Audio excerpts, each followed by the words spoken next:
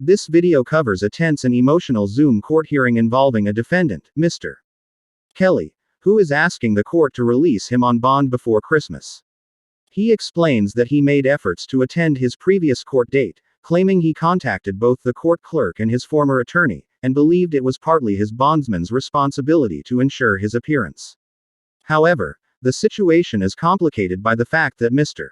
Kelly had already failed to appear in court in the past, which led to his bond being revoked and a no bond hold being placed on him. During the hearing, the judge listens carefully but makes it clear that a bondsman is not responsible for physically bringing a defendant to court. The judge also explains that he does not have the authority to override the previous judge's decision to deny bond. Despite Mr. Kelly's request and the timing around the holidays, the court ultimately denies his motion for release. By the end of the hearing, the judge schedules an expedited in-person hearing for early January to properly address the bond revocation. Additionally, Mr. Kelly's previous attorney is reappointed to assist him moving forward, ensuring he has legal representation for the next steps in his case.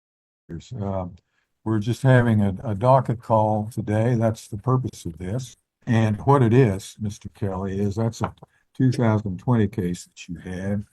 And apparently, the state is requesting that your probation on that case be revoked and that you.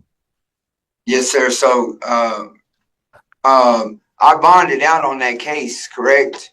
And I paid the bondsman $500 to get me to court.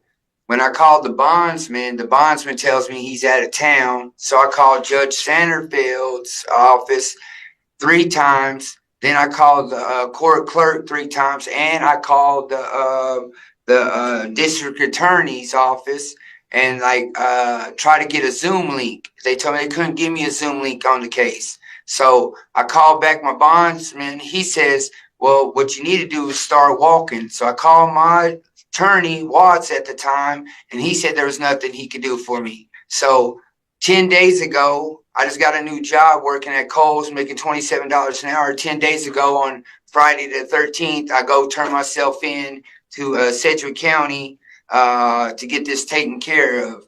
And then, I guess they finally just get a hold of you guys a couple of days ago on the 20th and said that I was ready to be picked up. But I turned myself in. I did everything I was supposed to do to try to get to court on back in July.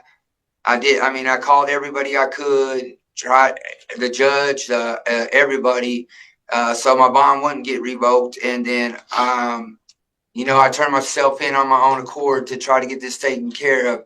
So I'm just hoping to see if I can get a bond today, so I can be home for Christmas. I did do my part of turning myself in and did everything I could back in July to get here. And I just want to get this taken care of. It's a 4-year-old case, sir. And like I said, I just got a $27 an hour paying job, and I just would like to get it taken care of, It looks like back in June, your judge revoked your bond. You failed to appear. Yes. The court issued a bench warrant and a no bond hold. Yes, sir. I understand that because I didn't show up in court, but it wasn't my fault. I paid the bondsman $500 to get me here, and he couldn't get me here. It was his duty to get me here when I paid him $500. I bonded out and gave him $500 to make sure I got here. And then when he told me he couldn't get me here, I called everybody I could. The judge's chambers. I called the district attorney. I called everybody I could, and it was all documented. I even called Mr. Watts, my lawyer at the time, and no one could help me out. But now that I got this new paying job, I turned myself in on my own accord. I figured I should at least be able to get a bond so I can I'm trying to do what's right here, by turning myself in and getting this taken care of. And as the hearing concludes, the judge firmly denies Mr. Kelly's request for bond, emphasizing that missing a court appearance has serious consequences that cannot be overlooked. Despite Mr.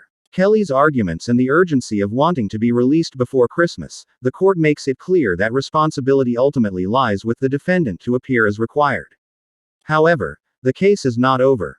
An expedited in-person hearing has been scheduled for early January, where the bond revocation will be reviewed more thoroughly. For now, Mr.